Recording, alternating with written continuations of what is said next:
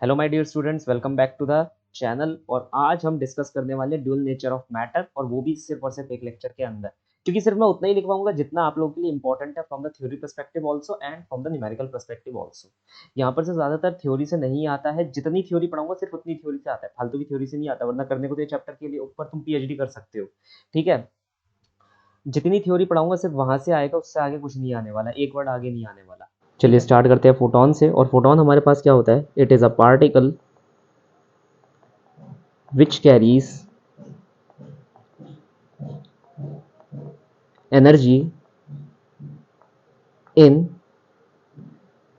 capsule form. Is that clear? तो बिल्कुल एक कैप्सूल जैसे एक मेडिसिन को कैरी करता है, ऐसी फोटोन एनर्जी को कैरी करता है। अब वो कितनी एनर्जी कैरी कर रहा होता है? वो इतनी एनर्जी कैरी करता है, E equal to h nu. H जो हमारे पास होता है वो होता है प्लैंक्स कांस्टेंट, जिसकी वैल्यू होती है 6.63 10⁻⁻34 जूल पर सेकेंड। यहाँ पर मैंने ये पूरा आंसर इसलिए लिखवाया क्योंकि ये जो यूनिट से हर बार पूछ ली जाती है, जैसे वो पूछ लेगा कि भाई which of the following quantities among the four carries the unit joule per second. कौन सी ऐसी क्वांटिटी है इन चारों में से जो जूल पर सेकंड की यूनिट रखती है? That is the Planck's constant. साथ ही साथ वो हर बार यहाँ पर ज़रूर पूछते हैं क्या इसका डायमेंशनल फार्मूला प्लैंक्स कांस्टेंट का। तो प्रीवियस ईयर में तो बहुत बार ये पूछा गया है। तो let us discuss the Planck's constant dimensional formula. Joule का डायमेंशनल फार्मूला हमारे पास कितना होता है भाई? जूल का डायमेंशनल फार्मूला हमारे पास होता है m l square t minus two. ये जूल का डायमेंशनल फार्मूला हो गया। सेकेंड का dimensional formula t to the power one. तो हमारे पास आंसर कितना आ जाता है? M l square t to the power minus one. That is the dimensional formula of joule per second, या कह लो प्लैंक्स कांस्टेंट। न्यू हमारे पास क्या होती है? न्यू का मतलब होता है हमारे पास फ्रीक्वेंसी। फ्रीक्वेंसी का मतलब होता है स्पीड ऑफ लाइट अपॉन में वेवलेंथ। स्पीड ऑफ लाइट होती है 3 इंटू 10⁻8। वेवलेंथ हमारे पास यूनिट होती है मीटर में। स्पीड ऑफ लाइट की यूनिट क्या होती है? मीटर पर सेकेंड। Is that clear? अब हम बात करेंगे है कोलैबोरेटेड फॉर्मूले की, तो वो हो जाता है हमारे पास H C by lambda. H की वैल्यू आप यहाँ पर लगा देंगे 6.63 10⁻⁻34। सी की वैल्यू लगा देंगे 3 इंटू 10⁻8 अपॉन में लैम्डा, जो कि मीटर में होगा। तो आंसर आपको किस में आ जाएगा? याद रखिएगा, आंसर आपका आएगा जूल में। लेकिन क्या क्वेश्चन में कभी जूल में आंसर गिवन होता है? बहुत ही कम। ज़्यादातर किस चीज़ में आंसर हमारा क्वेश्चन के अंदर गिवन होता है? ज़्यादातर होता है इलेक्ट्रॉन वोल्ट के अंदर। तो आइए अब हम इस यूनिट को इलेक्ट्रॉन वोल्ट में कन्वर्ट करते हैं। पहले तो मैं आपको याद दिला दूं, एक इलेक्ट्रॉन वोल्ट का मतलब होता है 1.6 10⁻⁻19 वोल्ट। Is that clear? तो अगर मान लो मुझे यहाँ पर इस फॉर्मूले को इलेक्ट्रॉन वोल्ट में कन्वर्ट करना है, मैं क्योंकि ये क्रैश कोर्स है मैं डायरेक्टली आपको फॉर्मूला दे देता हूँ 12400 अपॉन में लैम्डा। मगर एक चीज़ ध्यान रखना, ये जो लैम्डा यहाँ पर हो ये किस में हो? एंगस्ट्रॉम के अंदर हो। Angstrom is a unit of dimension. तो याद रखना, ये जो एंगस्ट्रॉम की मैं बात कर रहा हूँ, जिसे ए डॉट से डिनोट करा जाता है या ए नॉट से डिनोट करा जाता है, it is the unit of your dimension, मतलब it is unit of your distance, sorry, unit of distance. ये किसका यूनिट होता है? डिस्टेंस का यूनिट होता है। ठीक है, तो एक एंगस्ट्रॉम का मतलब होता है 10⁻⁻10 मीटर। तब अगर इस फॉर्मूले के अंदर आप लैम्डा को एंगस्ट्रॉम के अंदर पुट करेंगे, तब आपका आंसर किस में आएगा? इलेक्ट्रॉन वोल्ट में आएगा। स्ट्रिक्टली आपको ये याद रखना है। Is that clear? जैसे फॉर एग्जांपल वो आपको क्वेश्चन दे दे, find the energy of photon in electron volt whose wavelength is 20 angstrom. तो आपको डायरेक्टली ये वाला फॉर्मूला यूज़ करना है। तो आप लिखेंगे the answer will be 12400 upon में लैम्डा किस में होना चाहिए? एंगस्ट्रॉम में। तो क्या लिख देंगे? 20 एंगस्ट्रॉम। तो डायरेक्टली आप यहाँ पर आंसर निकाल सकते हैं 620 इलेक्ट्रॉन वोल्ट। कुछ और चीज़ें हैं इसके अंदर जो मैं यहाँ पर ही डिस्कस करता हुआ चलूँगा। जैसे कई सारे क्वेश्चन आते हैं जिसके अंदर ना यूनिट्स नैनोमीटर में गिवन होती है। तो याद रखना, जैसे पर्टिकुलरली मान लो मैंने नैनोमीटर ले लिया, तो एक नैनोमीटर का मतलब होता है 10⁻⁹ मीटर। और अगर आपको इसको एंगस्ट्रॉम में कन्वर्ट करना है तो कुछ नहीं करना, आपको यहाँ से 10⁻⁻1 मल्टीप्लाई 10⁻⁻1 डिवाइड कर दीजिए। Is that clear?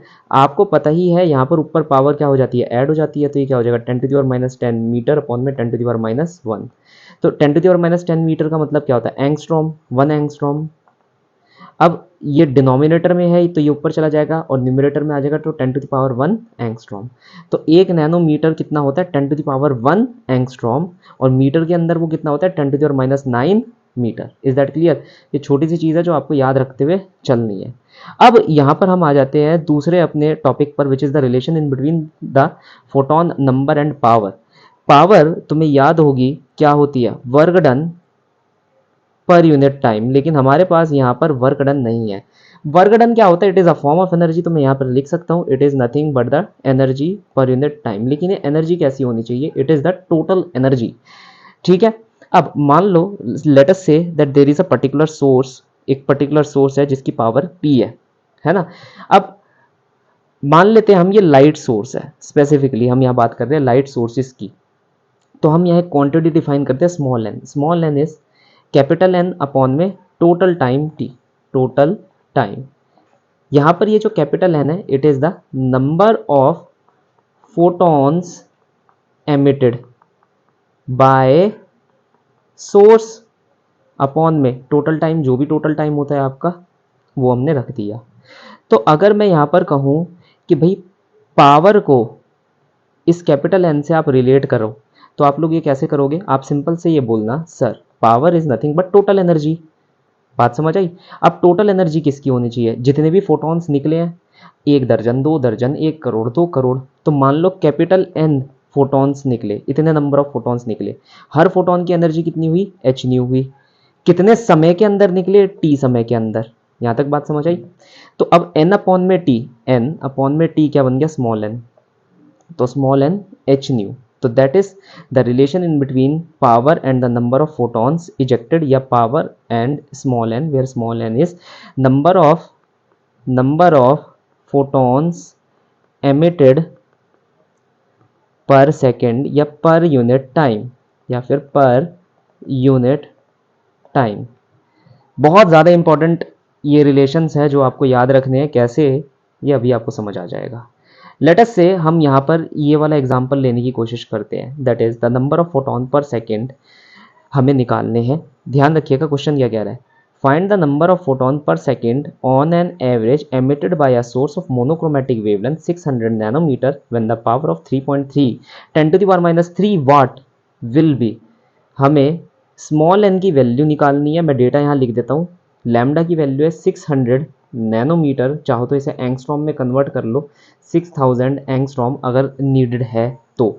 वैसे इस क्वेश्चन में नीडेड नहीं है होगी, वो अभी आपको पता चल जाएगा। लेकिन एक मतलब सही रहता है कि पहले पहले ही हमने लिखकर इस चीज़ को स्पेसिफाई कर दिया। पावर की वैल्यू कितनी है? 3.3 10⁻³ वॉट। वॉट का मतलब याद है, मैंने बताया था जूल पर सेकेंड होता है। ठीक है ना। तो हमने लिख दिया वॉट। अब एच की वैल्यू इसने हमें दे रखी है। ज़्यादातर केसेस में इतने जनरस नहीं होते कि ये लोग देंगे। अब पहले हमें पावर का वही फॉर्मूला लिखना है, small N H nu, small N h सी अपॉन में लैम्डा। स्मॉल एन की वैल्यू क्या हो गई फिर हमारे पास? पी इंटू लैम्डा अपॉन में एच सी। पी की वैल्यू कितनी दे रखी है? 3.3 10⁻³ लैम्डा की वैल्यू कितनी दे रखी है? 600 नैनोमीटर। अच्छा देखो, अगर तुम एच की वैल्यू जूल पर सेकंड में लिख रहे हो तो लैम्डा की वैल्यू को मीटर में ही रहने देना, ये मैं पहले ही बता चुका हूं। तो अगर मैं लैम्डा की वैल्यू को मीटर में कन्वर्ट करूं 600 नैनोमीटर, तो 10⁻⁹ से मल्टीप्लाई करना पड़ेगा। एच की वैल्यू क्या है? 6.63 10⁻34 into 3 into 10⁸ is that clear? तो हमें यहाँ पर ये याद रखना है कि बेसिकली अब इस क्वेश्चन के अंदर हमारे पास कुछ नहीं रह गया, सिंपल सिंपल कैलकुलेशन पार्ट रह गया है। अब कौन सा ऐसा स्टूडेंट है जो ये कैलकुलेट करके मुझे कमेंट सेक्शन के अंदर लिख कर देगा कि ए बी सी और डी में से कौन सा ऑप्शन करेक्ट है? जो करके देगा मैं उसके कमेंट बैक करूंगा और लाइक भी करूंगा उसकी कमेंट को। ठीक है। नाउ लेट अस से हम दूसरे क्वेश्चन पर आ जाते हैं, 200 वॉट वाले पे। ये क्वेश्चन इंपॉर्टेंट है। इस क्वेश्चन को हम इंपॉर्टेंट इसलिए बोल रहे हैं क्योंकि इसमें एफिशिएंसी पूछी जा रही है। एफिशिएंसी एक फैक्टर है जो यहाँ पर आ रहा है। देखो क्वेश्चन क्या दे रहा है, कह रहा है there is a 200 watt sodium street lamp. Sodium street lamp का मतलब होता है, हमारे ज़माने में ना पहले लाइट के बल्ब निकले होते थे। ठीक है। तो काइंड ऑफ लाइक वो वाले लाइट के बल्ब हैं ये। ठीक है, जो फूक जाते हैं ज़्यादा वोल्टेज या कम वोल्टेज होने पर। तुम्हारे टाइम की तरह ये एलईडी वाले नहीं है। तो अभी हम ये मानकर चलते एक बल्ब है, ठीक है, सोडियम का बल्ब है, वो 200 वाट उसकी पावर है, तो कितनी दे रखी है 200 watt. It emit yellow light of wavelength 0.6 micrometre. Wavelength कितनी दे रखी है 0.6 माइक्रोमीटर। बहुत अच्छी बात है, यहाँ पर माइक्रो से भी हम अवगत हो गए, है ना। माइक्रो मतलब होता है 10⁻⁻6। Is that clear. तो यहाँ पर लैम्डा भी आ गया। एफिशिएंसी हमारे को कितनी दे रखी है 25%, है ना। एफिशिएंसी का मतलब क्या होता है, मैंने पहले ही बताया था, power output power input upon में 100। अब तुम कहोगे सर यहाँ पर मैं कैसे निकालूँ पावर आउटपुट पावर इनपुट। ध्यान से समझो, तुम्हारे को जो पावर यहाँ पर दे रखी है 200 वॉट, एक्चुअली वो इंटेंडेड पावर है जो इस बल्ब को निकालनी चाहिए थी, है ना। जैसे फॉर एग्जांपल मैं तुमसे कहूँ कि भाई तुम 1 घंटे में कितना पढ़ सकते हो, तो तुम कहोगे भाई मैं एक चैप्टर पूरा का पूरा पढ़ दूंगा। और फिर मैं तुमसे बैठने को बोलूँ और कहूँ कि भाई पढ़कर दिखा मुझे एक चैप्टर पूरा, तू करके दिखा, तो तुम डिस्ट्रैक्ट हो जाओगे, कुछ कर लोगे, तो तुम पूरा चैप्टर कंप्लीट ना करके उसका कुछ पार्ट कंप्लीट कर लोगे। जैसे मान लो 80% पार्ट कंप्लीट कर लिया, 20% रहने दिया, तो वही तो हमारे पास एफिशिएंसी होती है ना। तो यहाँ पर ये जो 200 वॉट दे रखा है, कभी भी अगर ऐसा एफिशिएंसी वाला क्वेश्चन आ जाए तो जो अपनी पावर है उसे एफिशिएंसी से मल्टीप्लाई कर देना, तो तुम्हारे पास एक्चुअल पावर आ जाएगी। क्या आ जाएगी, तुम्हारे पास एक्चुअल आउटपुट पावर आ जाएगी। ठीक है, इज दैट क्लियर। देखो यहाँ पर अगर मैं लिखूँ this is the output power, और मैंने यहाँ पर क्या लिखा, input power multiply by efficiency upon 100, तो ये 200 वॉट इनपुट पावर की जगह ले लेगा। एफिशिएंसी की वैल्यू कितनी है 25 अपॉन में 100। Is that clear. तो हमारे पास कितना आ जाएगी 50 वॉट। तो कहने का मतलब है 200 वॉट इंटेंडेड था जो वो दे सकता था एज एन आउटपुट, लेकिन वो इतना नहीं देगा। वो सिर्फ और सिर्फ कितना देगा आपको, वो सिर्फ और सिर्फ आपको 50 वॉट देगा। तो याद रखना जब भी ऐसे क्वेश्चन आ जाए, जो भी पावर मिली हो या जो भी वर्क आपको मिला हो उसे एफिशिएंसी से मल्टीप्लाई कर देना, आपको अपनी एक्चुअल पावर या एक्चुअल वर्क देखने को मिल जाएगा। तो ये हो गई सोर्स की एक्चुअल पावर जो वो बाहर एमिट कर रहा होगा। उसने हमसे पूछा है the number of photons of yellow light पर सेकंड जो एमिट कर रहा है, मतलब स्मॉल एन की वैल्यू हमारे को निकालनी है। Is that clear. पावर का फॉर्मूला क्या होता है, P equal to small N H nu. Is that clear.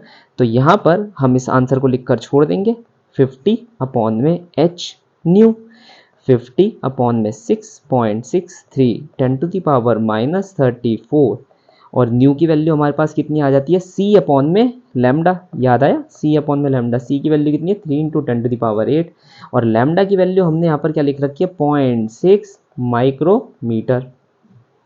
ये चीज़ यहाँ पर कंप्लीट है, क्लियर है। अब आपको क्या करना है, बस इस चीज़ को कैलकुलेट करना है। अगर हम इस चीज़ को कैलकुलेट करेंगे तो आंसर आएगा 1.5 10⁻20। तो आंसर क्या हो जाएगा हमारा, ऑप्शन नंबर ए। ध्यान रखिएगा ये सारी चीज़ों को। नेक्स्ट आ जाते हैं हम इस वाले क्वेश्चन पे। वैसे मैं कहूँगा कि ये क्वेश्चन खुद ही करने की कोशिश करना, ये बहुत इंपॉर्टेंट क्वेश्चन है। क्वेश्चन कह रहा है there is a source S1 which is producing 10⁻15 photons per second. तो सोर्स 1 है, उसने N1 number of photons per second produce करे 10⁻15। Is that clear. और वेवलेंथ हमारे को दे दी, कितनी दे रखी है 5000 एंगस्ट्रॉम। दूसरा सोर्स 2 है, वो N2 नंबर ऑफ फोटॉन्स पर सेकंड प्रोड्यूस कर रहा है, कितने 1.02 10⁻15। यहाँ पर लिखा है S2 इज प्रोड्यूसिंग इतने फोटॉन्स पर सेकंड। जो लैम्डा वो यूज कर रहा है यहाँ पर वो कितनी है 5100 एंगस्ट्रॉम। ये चीज क्लियर हो गई यहाँ तक। अब हमारे को क्या करना है, कह रहा है find the power of S2 upon में power of S1 ratio. Power of S2 power of S1 की रेशो निकालनी है।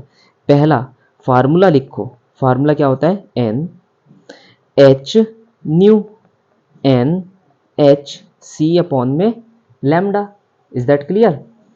अब N की वैल्यू कितनी हो जाएगी हमारे पास, या चलो छोड़ो N की वैल्यू क्या, हमें तो सिर्फ पावर से रिलेशन है ना, पावर से हमारा काम है, तो हम डायरेक्टली लिखेंगे पावर 1 N1 अपॉन में लैम्डा 1 HC, ऐसी power 2 N2 lambda 2 HC।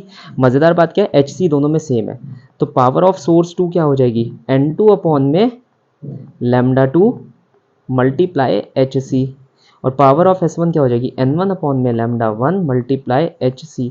HC से HC कैंसिल हो जाएगा, रीअरेंज करेंगे यहाँ पर n2 upon n1 multiply lambda 1 upon lambda 2। सारी वैल्यूज को यहाँ पुट कर देंगे। n2 की वैल्यू हमारे पास कितनी है 1.02 10 टू द पावर 15। n1 की वैल्यू हमारे पास कितनी है 10 टू द पावर 15। लैम्डा 2 की वैल्यू कितनी है हमारे पास, लैम्डा 2 की वैल्यू है हमारे पास 5100 एंगस्ट्रॉम। एंगस्ट्रॉम को कन्वर्ट कर लेंगे मीटर में।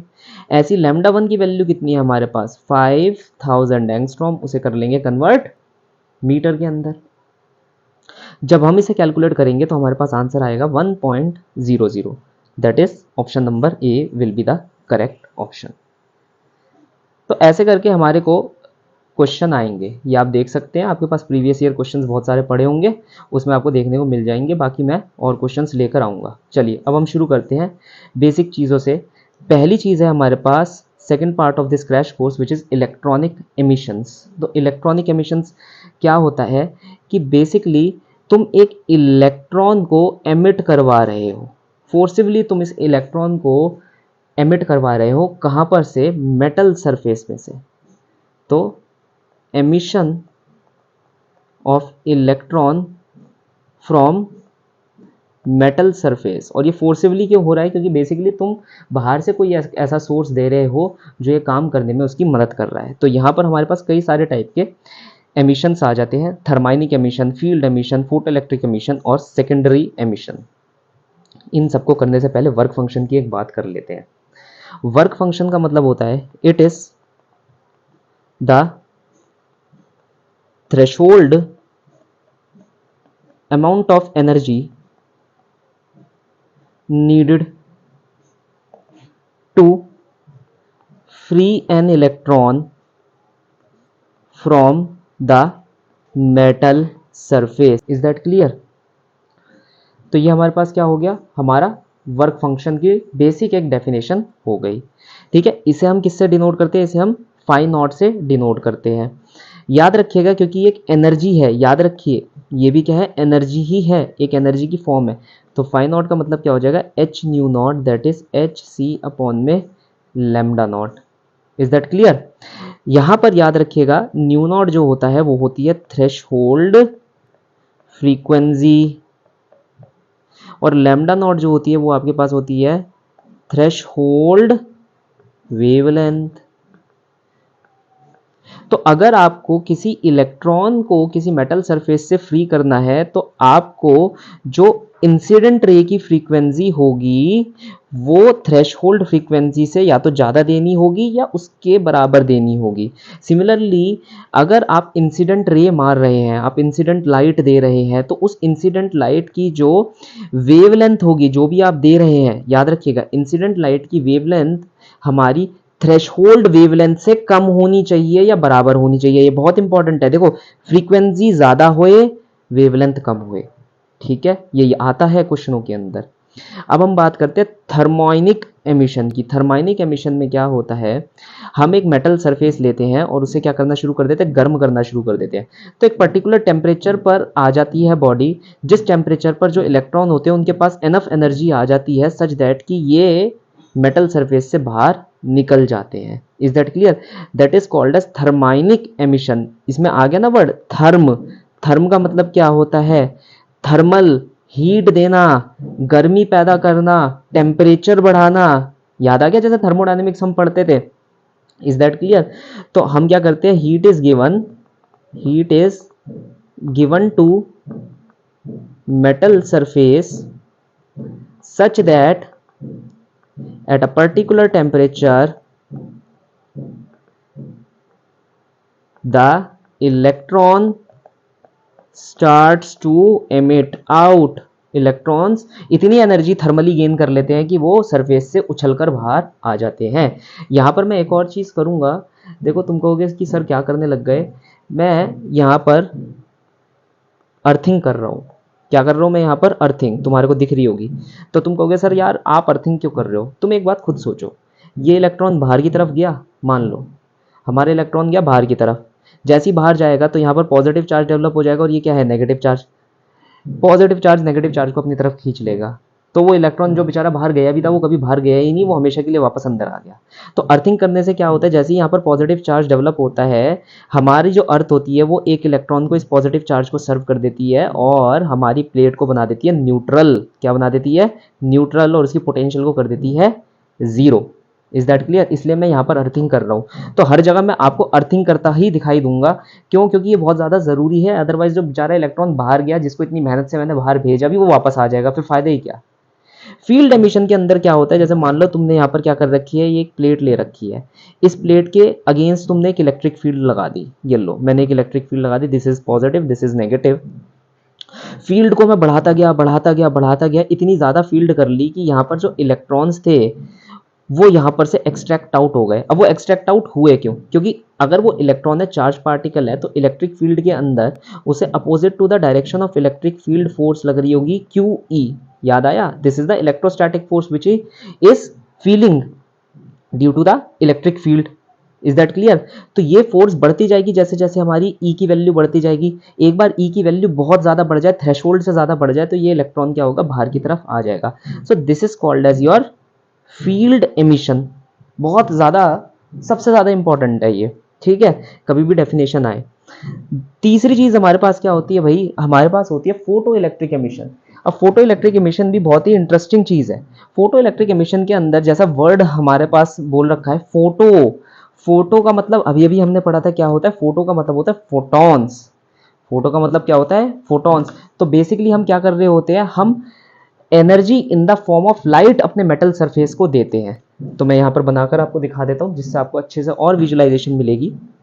ये हमारा मेटल सरफेस है, ये लाइट की फॉर्म में हमने एनर्जी दी, प्रेफरेबली फोटॉन्स, छोटे छोटे छोटे छोटे फोटॉन्स होते हैं, ये मेटल सरफेस पर जाते हैं। याद रखिएगा, ये जो फोटोन होती है, इनकी जो वेव वो फ्रीक्वेंसी होती है, वो थ्रेशोल्ड फ्रीक्वेंसी से या तो थोड़ी सी ज़्यादा होती है या उसके बराबर होती है। Is that clear?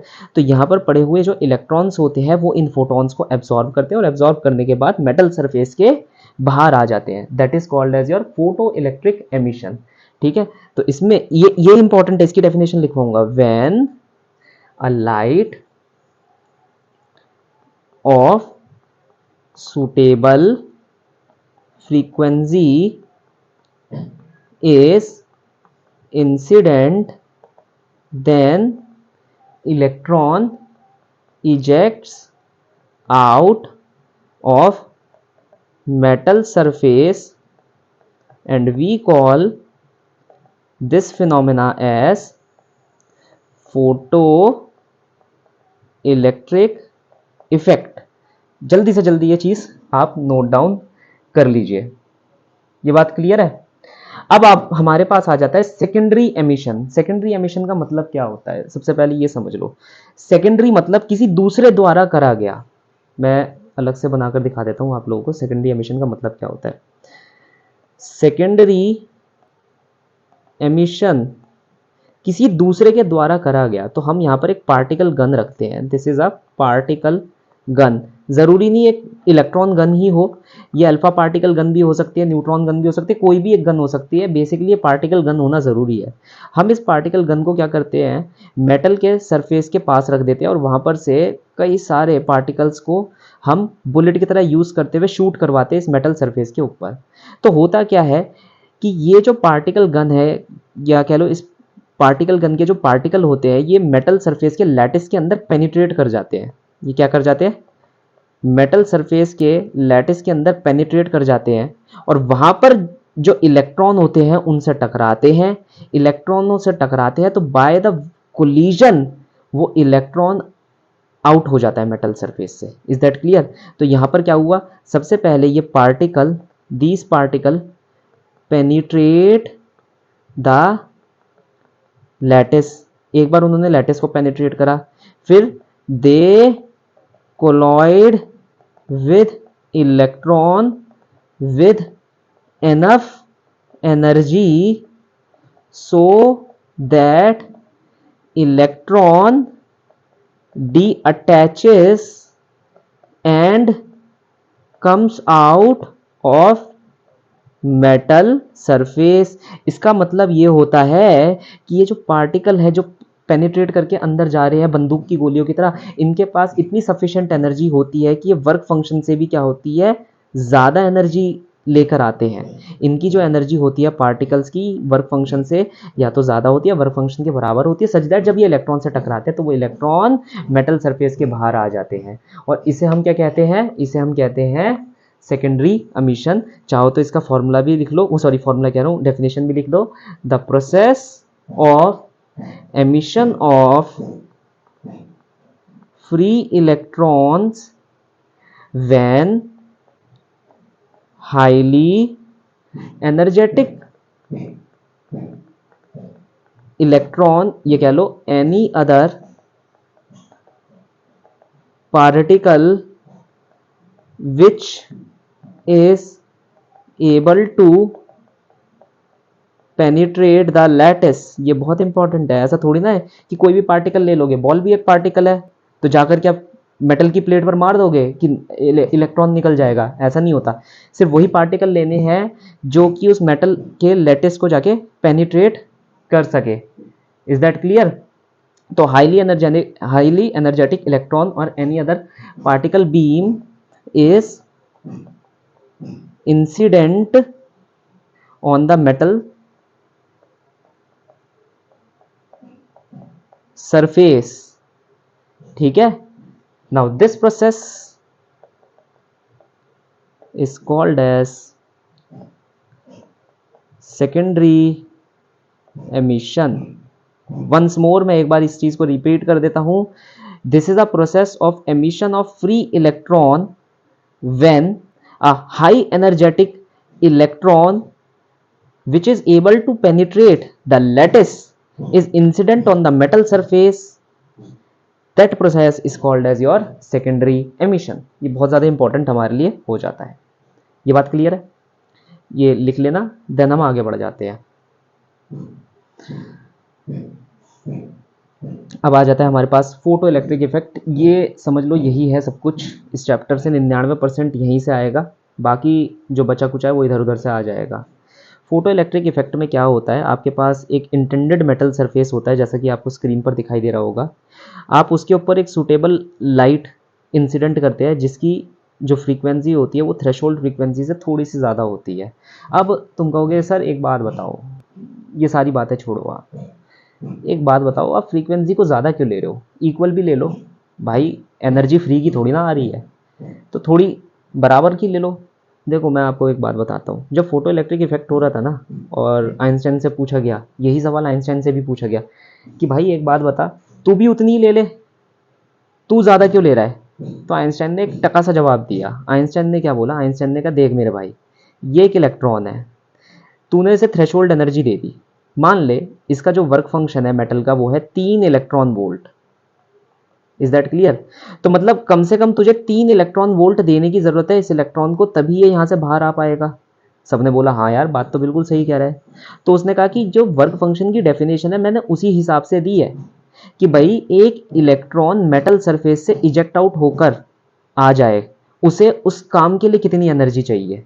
Is that clear?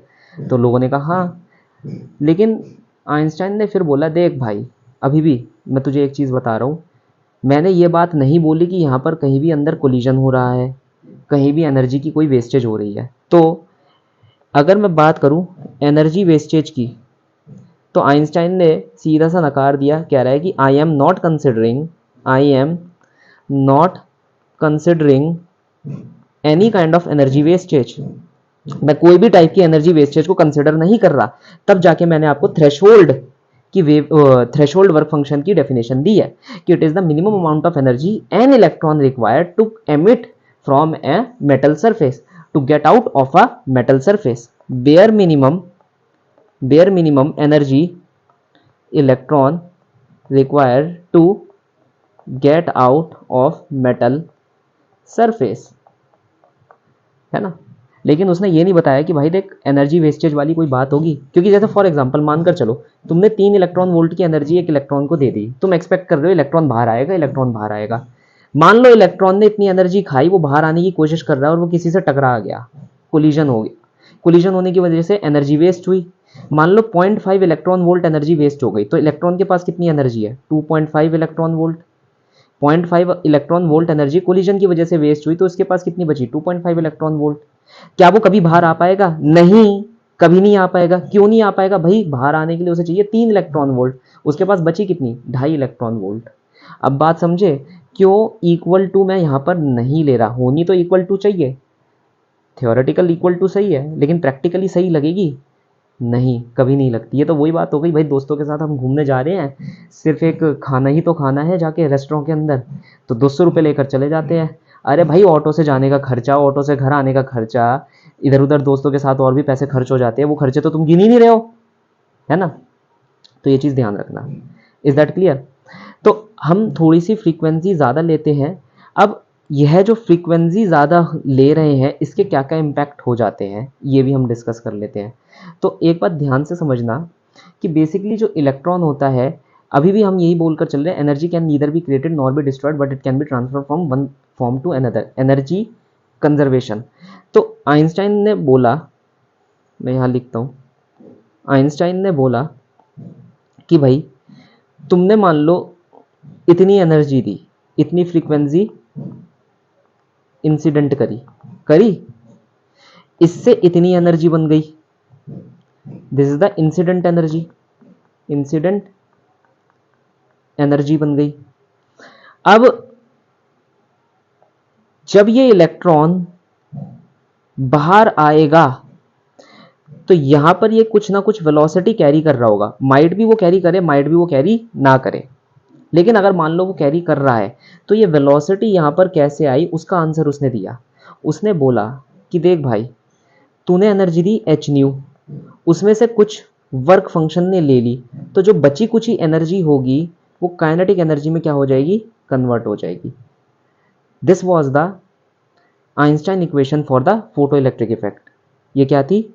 Einstein की equation for the photo electric effect. Is that clear? बहुत ही ज़्यादा इंपॉर्टेंट इक्वेशन थी ये।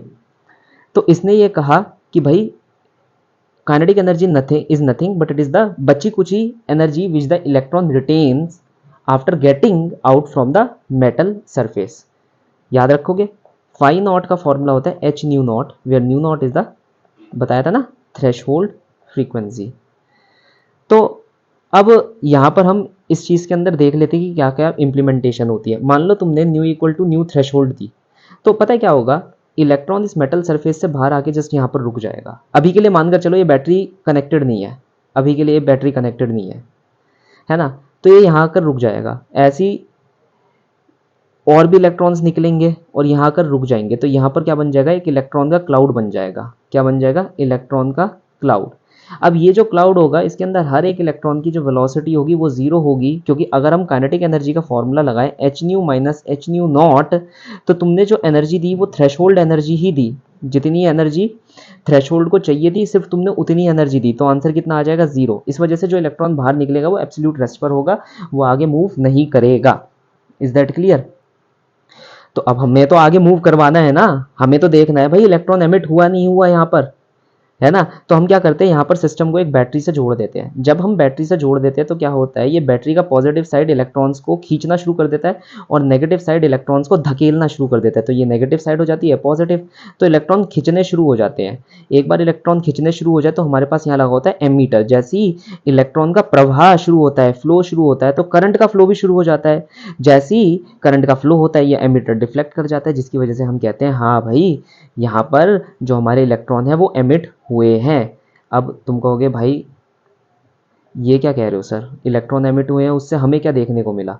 देखो, सबसे पहली बात है, अगर हम यहाँ पर इस एक्सपेरिमेंट का एम देखें तो एक्सपेरिमेंट का एम बस इतना ही था कि इलेक्ट्रॉन एमिशन हो रहा है ना? इलेक्ट्रॉन एमिशन होने से क्या हमें पता चला? इलेक्ट्रॉन एमिशन होने से हमें ये पता चला कि ये जो लाइट है ये फोटोनिक है, ये फोटॉन्स जैसी होती है, क्योंकि एक इलेक्ट्रॉन हमारा एक फोटोन ही एब्जॉर्ब करेगा। एक इलेक्ट्रॉन क्या करेगा? एक फोटोन को ही वो बेसिकली एब्जॉर्ब कर पाएगा। एक फोटोन ऐसे मानकर चलो एक रोटी की तरह, एक कचौड़ी की तरह है। एक बार में एक कचौड़ी तो खा पाओगे, या एक बार में दो कचौड़ियां मुंह के अंदर खा लोगे, रख लोगे? ऐसा तो नहीं होता ना, एक बार में एक कचौड़ी मुंह के अंदर रख पाओगे। तो बिल्कुल ऐसी इलेक्ट्रॉन भी एक बार में एक फोटोन एब्जॉर्ब कर पाएगा और एक बार में एक फोटोन एब्जॉर्ब करके क्या होगा, बाहर की तरफ निकल जाएगा। क्या ये बात क्लियर है? तो यहां पर से हमें यह पता चला कि जो लाइट है वो फोटॉन्स जैसी होती है, तभी एक बार में एक इलेक्ट्रॉन निकल पा रहा है एक फोटोन को एब्जॉर्ब करने के बाद। और यहां पर देख रहे हो ओपन सर्किट है, ओपन सर्किट। अगर मान लो इलेक्ट्रॉन निकलते ही नहीं तो सर्किट कभी कंप्लीट नहीं होता और एमिटर डिफ्लेक्ट कभी करता ही नहीं। Is that clear? तो फोटो इलेक्ट्रिक इफेक्ट सिर्फ इसलिए था ये बताने के लिए कि लाइट का पार्टिकल नेचर भी होता है। अब आ जाती है law of photo electric effect. पहला लॉ होता है कि ये जो प्रोसेस होता है बड़ा इंस्टेंटेनियस होता है, ठीक है। तो एब्जॉर्प्शन, जो बेसिकली एब्जॉर्प्शन ऑफ फोटोन होता है एंड एमिशन ऑफ इलेक्ट्रॉन होता है, this is very instantaneous, this is very instantaneous. एकदम से एब्जॉर्ब करा, एकदम से गपची आया और बाहर की तरफ निकल गया, फटाफट से उसने इसको एब्जॉर्ब करा और बाहर की तरफ निकल गया। ये बात क्लियर है? इसमें कोई टाइम लैग नहीं होता, there is no time lag, there is no time lag. एक electron absorb only one photon, ऐसा नहीं होता, हमारी तरह नहीं होता इलेक्ट्रॉन लालची एकदम से कि दो कचौड़ियां मिली तो दो मुंह के अंदर दोनों कचौड़ियां हमने रख ली, ठीक है। एक केक का एक दोस्त ने बर्थडे पार्टी पे टुकड़ा दिया तो उस टुकड़े को उसी के मुंह में हमने रख दिया, लेकिन पूरा का पूरा केक हम खुद खा गए, ऐसा नहीं होता है ना। तो एक इलेक्ट्रॉन एक फोटोन ही एब्जॉर्ब कर पाता है। दूसरी बात है, अगर अगर इंसिडेंट फ्रीक्वेंसी थ्रेशोल्ड फ्रीक्वेंसी से कम हुई तो कोई भी एमिशन देखने को नहीं मिलता भाई। चौथी चीज, जितनी ज्यादा इंटेंसिटी बढ़ाओगे लाइट की, इंटेंसिटी का मतलब क्या होता है, नंबर ऑफ फोटॉन्स, जो number of photons you are giving, जितने फोटॉन्स आप दे रहे हो, ठीक है। इंटेंसिटी का मतलब क्या हुआ, अभी के लिए मानकर चलो इंटेंसिटी का मतलब है the number of photons you are giving to the metal surface. जितनी ज्यादा इंटेंसिटी बढ़ाओगे उतने ज्यादा नंबर ऑफ इलेक्ट्रॉन्स एमिट होने शुरू हो जाएंगे। Is that clear? ठीक है। लेकिन याद रखना, अगर मैंने इंटेंसिटी बढ़ाई, इंटेंसिटी बढ़ाने का मतलब ये नहीं है कि जो काइनेटिक एनर्जी होगी वो भी बढ़ जाएगी। काइनेटिक एनर्जी का अगर तुम फॉर्मूला देखोगे H nu minus h nu naught, तो ये फॉर्मूला किस पर डिपेंड कर रहा है, ये न्यू पर डिपेंड कर रहा है, फ्रीक्वेंसी पर डिपेंड कर रहा है। क्या ये इंटेंसिटी पर डिपेंड कर रहा है? नहीं, इंटेंसिटी पर ये डिपेंड नहीं कर रहा। तो ये है हमारे laws of photo electric effect, जिसे आप एज अ माइंड मैप की तरह याद रख सकते हैं। ये सारी बातें इस पर्टिकुलर चीज में एप्लीकेबल है। अब बात आ जाती है small talk on stopping potential, कि भाई स्टॉपिंग पोटेंशियल हमारे पास क्या होती है। मैं वापस यहाँ पर आ जाता हूँ, इस एक्सपेरिमेंट पर वापस आ जाता हूँ, रबड़ का यूज़ करता हूँ और तुम्हारे को बताना शुरू करता हूँ कि स्टॉपिंग पोटेंशियल का मतलब यहाँ पर होता क्या है। देखो, ये जो बैटरी तुम्हारे को यहाँ पर दिखाई दे रही है, मान लो मैं इस बैटरी को यहाँ पर से हटा देता हूँ और इसकी जगह एक नई बैटरी लगा दूंगा, तो ये बैटरी मैंने यहाँ पर से हटा दी। Is that clear? और एक नई बैटरी लगा दी मैंने। अब ये जो बैटरी है ये पुरानी बैटरी की बिल्कुल अपोजिट लग रही है, ध्यान से देखना। पहले ये साइड पॉजिटिव था, ये साइड नेगेटिव था, अब हमने उल्टा कर दिया। उल्टा क्या करा, ये साइड हमने नेगेटिव कर दी और ये साइड हमने क्या कर दी, पॉजिटिव कर दी। Is that clear? अब तुम कहोगे सर आपने ऐसा क्यों करा। भाई एक बात बताओ, हमारे टॉपिक का नाम क्या है, स्टॉपिंग पोटेंशियल। मानते नहीं मानते? हमारे टॉपिक का नाम क्या है, स्टॉपिंग पोटेंशियल। तो ऑब्वियसली हमें एक ऐसी बैटरी चाहिए, एक ऐसी पोटेंशियल चाहिए जो हमारे मोस्ट एनर्जेटिक इलेक्ट्रॉन को स्टॉप कर सके, है ना। तो the potential which can stop the most energetic fastest moving electron, एक ऐसी पोटेंशियल जो मोस्ट फास्टेस्ट मूविंग इलेक्ट्रॉन को भी रोक दे, उसे हम क्या कहते हैं, stopping potential. That stops that one is called as stopping potential. Is that clear? यही बात होती है। तो ये जो तुम फॉर्मूला लिखते हो ना, H nu minus h nu naught, ये काइनेटिक एनर्जी, इसकी जगह स्टॉपिंग पोटेंशियल का फॉर्मूला लिख दो, क्योंकि ये काइनेटिक एनर्जी किसके बराबर हो जानी चाहिए, स्टॉपिंग पोटेंशियल के बराबर हो जानी चाहिए। भाई इसे ही तो रोकना है हमारे को, हाँ या ना, इस काइनेटिक एनर्जी को ही तो रोकना है। तो अगर हमारा इलेक्ट्रॉन इस तरफ आ रहा है तो हम इस तरफ नेगेटिव चार्ज डाल देते हैं और इस तरफ क्या डाल देते हैं, पॉजिटिव चार्ज डाल देते हैं, जिसकी वजह से इलेक्ट्रिक फील्ड इस डायरेक्शन में बन जाती है। और इस इलेक्ट्रिक फील्ड के बनने की वजह से इस इलेक्ट्रॉन पर इस तरफ फोर्स लगनी शुरू हो जाती है और ये जिस भी एनर्जी से आगे जाने की कोशिश कर रहा होता है, रिटार्डेशन प्रोड्यूस होने की वजह से ये इलेक्ट्रॉन बेचारा रुक जाता है। ये कभी हमारी कलेक्टर प्लेट तक, ये कौन सी प्लेट है, कलेक्टर प्लेट तक पहुंच ही नहीं पाता और स्टॉप हो जाता है। तो इस वैल्यू ऑफ पोटेंशियल को हम क्या कहते हैं, स्टॉपिंग पोटेंशियल कहते हैं। ध्यान रखिएगा इस चीज का। अब हम यहां पर बहुत इंपॉर्टेंट बात करेंगे क्योंकि बस इतना ही आता है। एक बात समझ लो, effect of intensity on photo electric effect, ये सबसे ज़्यादा इंपॉर्टेंट बात है। तो हम यहाँ पर मान लो हमने कहा ये पोटेंशियल है, ठीक है, तो यहाँ पर हम दिखाएंगे आपकी स्टॉपिंग पोटेंशियल।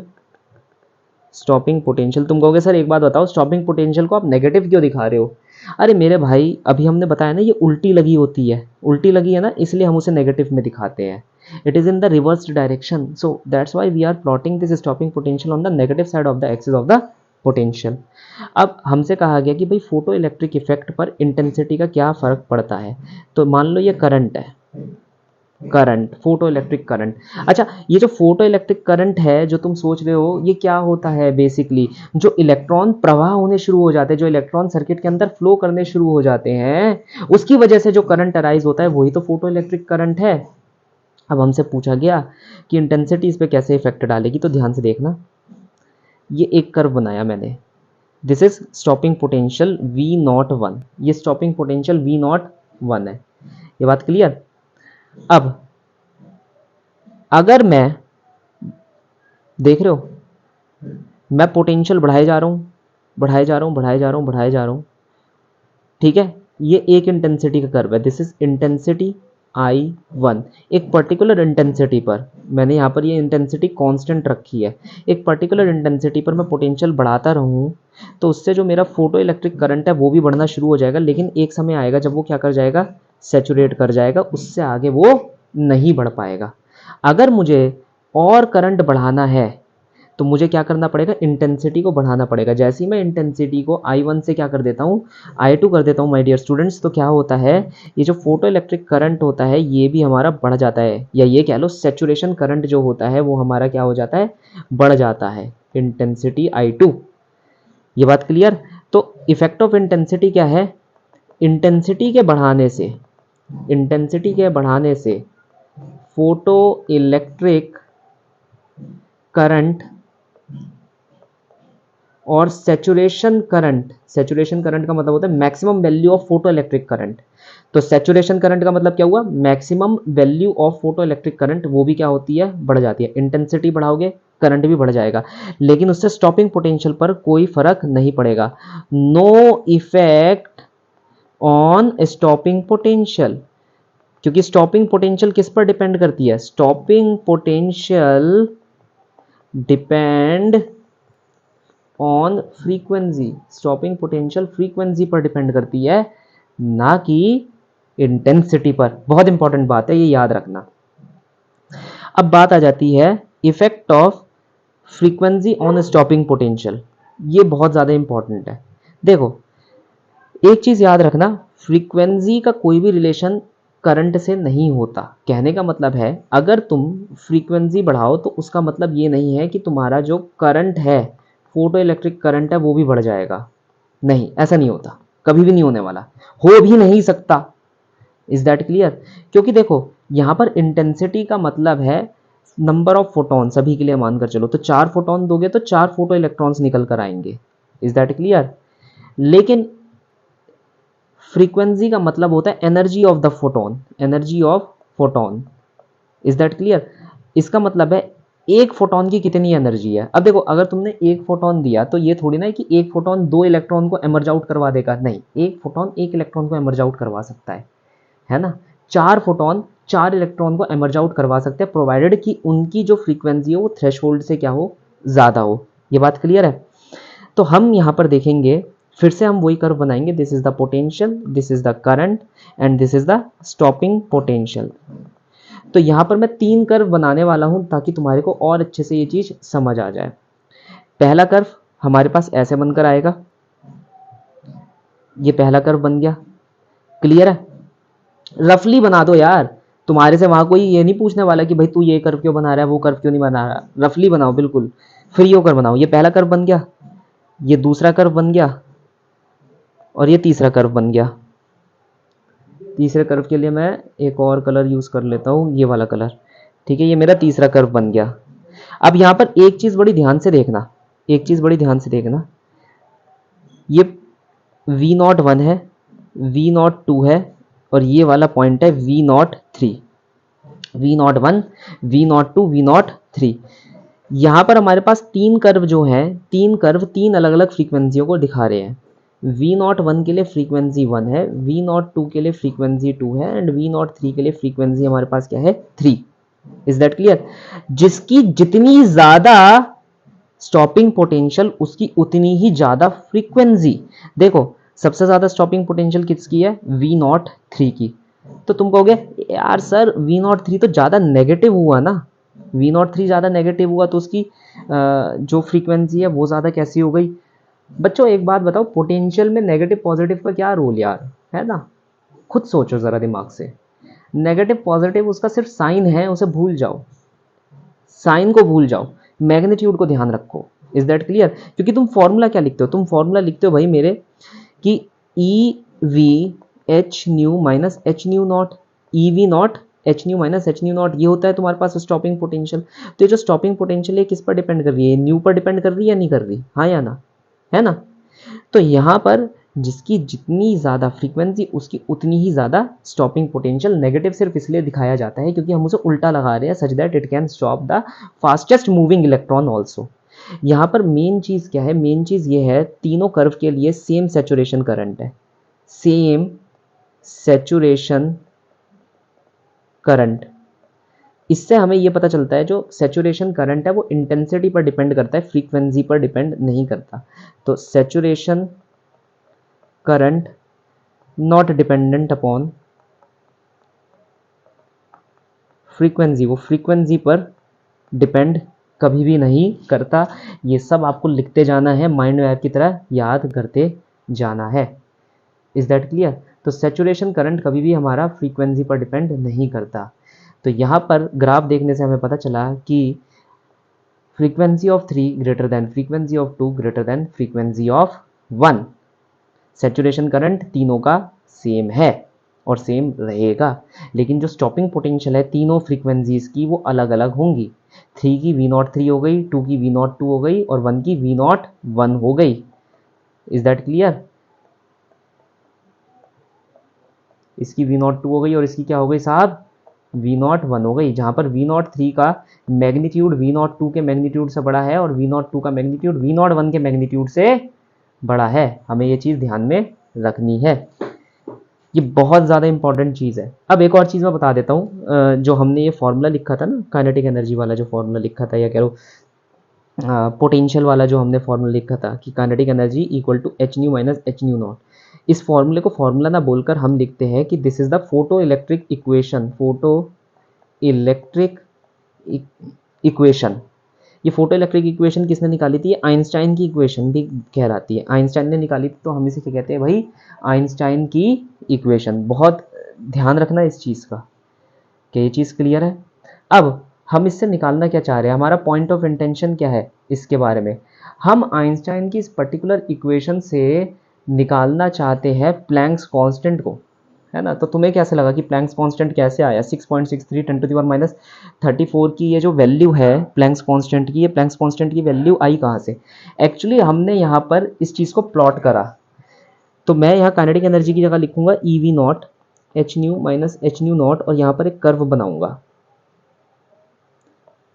तो ये हो गया मेरा स्टॉपिंग पोटेंशियल और ये हो गया फ्रीक्वेंसी। इन दोनों का कर्व हम यहाँ पर बना रहे हैं, स्टॉपिंग पोटेंशियल जो कि वाई एक्सिस पर है और फ्रीक्वेंसी जो कि क्या है हमारे एक्स एक्सिस पर है। हम इसका कर्व बना रहे हैं। तो अगर तुम देखोगे तो तुम्हें नहीं लगता ये लीनियर इक्वेशन है, y equal to M x plus C? तुम्हें नहीं लगता हम इससे कंपेयर कर सकते हैं? मैं देखो कंपेयर करके दिखा देता हूँ। E v naught h nu minus h nu naught, v naught equal to हम लिख सकते हैं h upon e nu minus h upon e nu naught. ये वाई एक्सिस पर है, ठीक है, ये एक्स एक्सिस पर है, तो y इक्वल टू एक्स का फॉर्मेशन ऐसे हो गया, और हम इसे ऐसे भी लिख सकते हैं, देखो y equal to H upon में ई को मैं लिख सकता हूँ स्लोप m, और माइनस एच अपॉन में ई न्यू नॉट को लिख सकता हूँ मैं c। तो y equal to M x plus c. m की वैल्यू क्या हो गई, h अपॉन में e। m क्या होता है हमारे पास, स्लोप होता है। c हमारे पास क्या होता है, इंटरसेप्ट, और ये इंटरसेप्ट हमारे पास कैसा निकल कर आ रहा है, नेगेटिव। यहाँ तक बात समझ आई? तो ये हमारे पास इंटरसेप्ट यहाँ निकल कर आएगा, negative intercept, negative H upon में ई न्यू नॉट, हाँ एच अपॉन में ई न्यू नॉट। क्योंकि ये एक स्ट्रेट लाइन कर्व है तो हम यहाँ से स्ट्रेट लाइन डालेंगे, और अगर आप ध्यान से देख रहे हो यहाँ पर जो स्लोप है हमारा, ध्यान से देखना स्लोप कैसा निकल रहा है, पॉजिटिव। पॉजिटिव मतलब एक्यूट एंगल, ये आपको बताया होगा काइनेमेटिक्स में, नहीं बताया तो देख लेना, वीडियोस बहुत सारी मैंने निकाल रखी हैं। तो यहाँ पर से एक स्ट्रेट लाइन डाल देना, तो ये आ गया आपके पास angle alpha. Is that clear? तो tan alpha which is nothing but slope, it is equal to H upon में ई। आप इस अल्फा को कैलकुलेट कर लेना, उसकी tan वैल्यू को कैलकुलेट कर देना, तो h की वैल्यू कितनी आ जाएगी, ई मल्टीप्लाइड बाय tan अल्फा। तो यहाँ पर से हम प्लैंक्स कांस्टेंट निकाल सकते हैं, विच इज, पहले यहाँ पर से इस कर्व में से अल्फा निकाल लेना, अल्फा की वैल्यू 10 में लगा देना तो 10 अल्फा आ जाएगा, उसे इलेक्ट्रॉनिक चार्ज से मल्टीप्लाई कर देना तो प्लैंक्स कांस्टेंट की वैल्यू आ जाएगी। यहाँ पर सबसे इंपॉर्टेंट बात है, ये जो पॉइंट कट रहा है इसे हम कहते हैं थ्रेशोल्ड फ्रीक्वेंसी। क्या कहते हैं इसे हम, threshold frequency, new T H या कह लो न्यू नॉट, जो भी तुम कहना चाहो। तो न्यू टी एच या न्यू नॉट एक ही बात है। तो ऐसे करके हम अपने आंसर्स को निकालते हैं इस पर्टिकुलर टॉपिक के अंदर। तो ये भी हमारे पास क्लियर हो गया।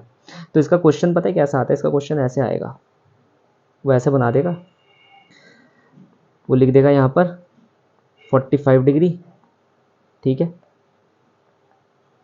ऐसे उसने 45 डिग्री लिख दिया, मतलब कुछ भी एक एंगल दे देगा, हाइपोथेटिकल एक एंगल दे देगा, कहेगा this is stopping potential versus frequency for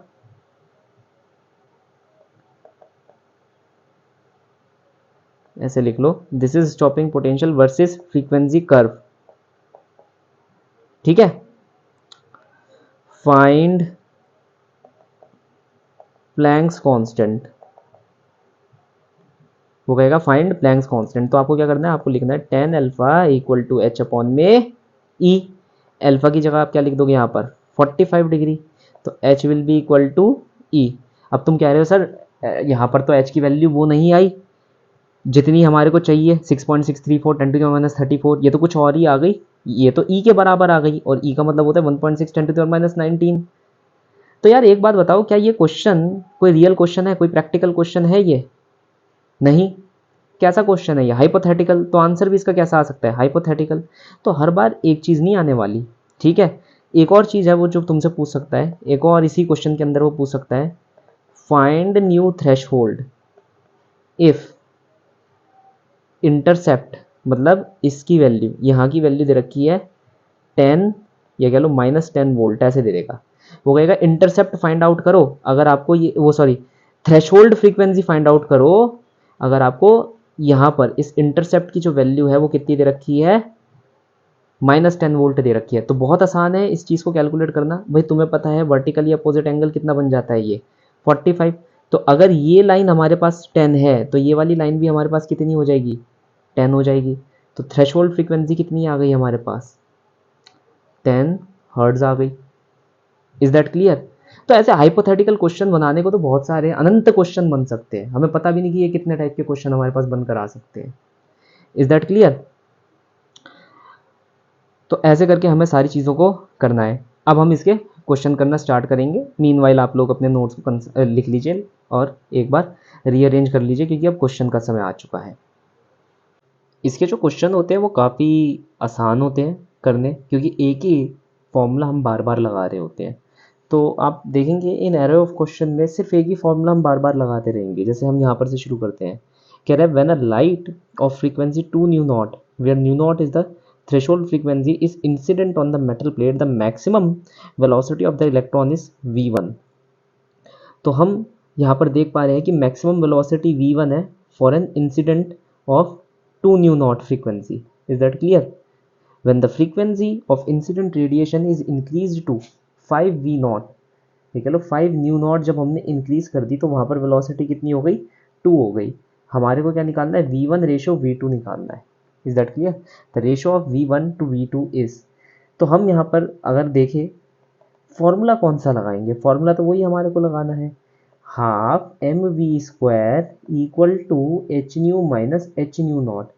ठीक है, तो पहले केस के लिए लगाएंगे half m v one square equal to h nu. पहले केस में न्यू कितना है हमारा? 2 न्यू नॉट है, माइनस एच न्यू नॉट, तो हमारे पास आंसर कितना आ जाएगा? H nu naught. Second case के लिए half m v two square h nu, उसका फ्रीक्वेंसी कितना है? 5 न्यू नॉट। ये लगाया और इसमें से वर्क फंक्शन को माइनस कर दिया, क्योंकि यहाँ हमें गिवन है कि वर्क फंक्शन न्यू नॉट है। तो अगर हम यहाँ पर ध्यान से देखें ये कितना आ जाएगा? 4 न्यू नॉट। अब उसने कहा कि इनकी रेशो निकालनी है, तो रेशो निकालने के लिए बस इन दोनों को क्या कर देना होगा? हमें डिवाइड कर दिया। हाफ से हाफ, एम से एम कैंसिल आउट हो जाएगा, ये दोनों कैंसिल आउट हो गए। ठीक है, एच से एच कैंसिल आउट हो जाएगा, मैं लिखना भूल गया एच। ठीक है, तो अब लिख देता हूँ मैं। तो h से हमारा h कैंसिल आउट हो गया, न्यू नॉट से न्यू नॉट कैंसिल आउट हो गया, तो हमारे पास आंसर आया v1 स्क्वायर अपॉन में v2 square that will be equal to 1/4। जब आप दोनों तरफ स्क्वायर रूट लेंगे तो आंसर आ जाएगा 1/2। तो आंसर कितना है? ऑप्शन नंबर सी 1/2। सेकेंड, यहाँ पर ये वाला क्वेश्चन है, when a metallic surface is illuminated with a radiation of wavelength lambda the stopping potential becomes v. If the same surface is illuminated by the radiation 2 lambda the stopping potential become v/4. Find the threshold wavelength. यहाँ पर हमसे threshold wavelength पूछी जा रही है, that is lambda T H. बाकी data हमारे को गिवन है, लेकिन यहाँ पर जो फॉर्मूला हमारे को लगाना है वो कुछ इस फॉर्म का लगाना होगा। ये पुराने फॉर्मूले से ही हमारा डिवाइड है, मतलब डिराइव्ड है। और ये क्या है? हमारा threshold wavelength. Is that clear? और ये हमारे पास कौन सी वेवलेंथ है? Incident wavelength. वहाँ न्यू था तो न्यू को हमने सी बाय लैम्डा कर दिया, तो अगर इंसिडेंट वेवलेंथ है तो लैम्डा इंसिडेंट कर दिया, अगर थ्रेशोल्ड वेवलेंथ है तो लैम्डा थ्रेशोल्ड कर दिया। v हमारे पास क्या है? स्टॉपिंग पोटेंशियल है। Is that clear? तो आपको क्या करना है? दो इक्वेशन बनानी है। पहली इक्वेशन में आपको इंसिडेंट जो वेवलेंथ लगानी है वो लैम्डा लगानी है, और जो आपके पास स्टॉपिंग पोटेंशियल है उसको आपको v लगाना है। ये पहली इक्वेशन बन जाएगी। दूसरी इक्वेशन के अंदर आपकी जो इंसिडेंट वेवलेंथ है वो आपको क्या लगानी है? इंसिडेंट वेवलेंथ आपको लगानी है 2 लैम्डा, और जो आपके पास स्टॉपिंग पोटेंशियल है वो आपको कितनी लगानी है सर? स्टॉपिंग पोटेंशियल आपको लगानी है v/4। क्या ये चीज़ आपको क्लियर है? तो ये चीज़ ध्यान रखिएगा, यहाँ पर हमारे पास कितनी इक्वेशंस बन जाएंगी? यहाँ पर हमारे पास बन जाएंगी 2 इक्वेशंस। जब हमारे पास 2 इक्वेशंस बन जाएंगी, उन्हें सॉल्व करके हमारे को यहाँ पर लैम्डा थ्रेशोल्ड की वैल्यू निकालनी है।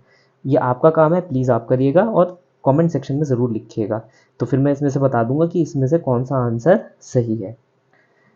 नेक्स्ट थियोरेटिकल क्वेश्चन जिसके बारे में हमने चर्चा करी थी, कह रहा था figure shows a plot of photo electric current versus of anode versus anode potential. तो photo electric current versus anode potential, ये एनोड पोटेंशियल कुछ नहीं है, वही बेसिकली जो तुम्हारी बैटरी में जो तुम पोटेंशियल लगा रहे थे ये वही है ना, जो हम कर्व बना रहे थे करंट, ये वाले तो ये तुम्हारी एनोड पोटेंशियल है। ठीक है, फैंसी फैंसी वर्ड्स है तो उससे डरने की कोई ज़रूरत नहीं है। तो हमसे कह रहा है कि ये एनोड पोटेंशियल हो गई, ये retarding potential that is your stopping potential हो गई, ये फोटो इलेक्ट्रिक करंट हो गया। ठीक है, for the surface of 3 different radiations, 3 अलग अलग रेडिएशंस के बारे में ये यहाँ पर चर्चा कर रहा है। फॉर अ पर्टिकुलर सरफेस, एक ही पर्टिकुलर सरफेस पे 3 अलग रेडिएशन उसने क्या करी है? इंसिडेंट करी है। हमसे ये पूछ रहा है what is the correct statement. तो क्वेश्चन क्या बना? एक सरफेस, 3 अलग रेडिएशंस, ठीक है, इनमें से कौन सा कर्व सही है, कौन सा कर्व गलत है, या कौन सी स्टेटमेंट सही है, कौन सी स्टेटमेंट गलत है। Is that clear? अब वैसे तो तुम्हारे को देखते ही पता चल जाना चाहिए कर्व कौन सा सही है, लेकिन फिर भी क्योंकि एक स्टेटमेंट वाइज क्वेश्चन है, हम पहले सारी स्टेटमेंट्स देखेंगे। कह रहा है curve a and b represent incident radiation of different frequency. अब अगर तुम ध्यान से देखो, कर्व ए और बी का जो स्टॉपिंग पोटेंशियल है वो सेम है। जिस कर्व का स्टॉपिंग पोटेंशियल सेम होगा, जिन जिन कर्व का स्टॉपिंग पोटेंशियल की वैल्यू सेम होगी, उनके पास जो इंसिडेंट रेडिएशन की फ्रीक्वेंसी है वो भी सेम होगी। क्या ये बात क्लियर है? ये बात मैंने यहाँ पर बताई थी जब मैं आप लोगों को ये करवा रहा था, ये वाली चीज़ करवा रहा था, तो आप रिवाइंड करके देख सकते हैं। Is that clear? अलग अलग स्टॉपिंग पोटेंशियल का मतलब होता है अलग अलग इंसिडेंट फ्रीक्वेंसी, या सेम स्टॉपिंग पोटेंशियल का मतलब होता है सेम फ्रीक्वेंसी। तो ए और बी की जो इंसिडेंट फ्रीक्वेंसियां हैं वो सेम है, इसलिए पहला ऑप्शन हो गया गलत।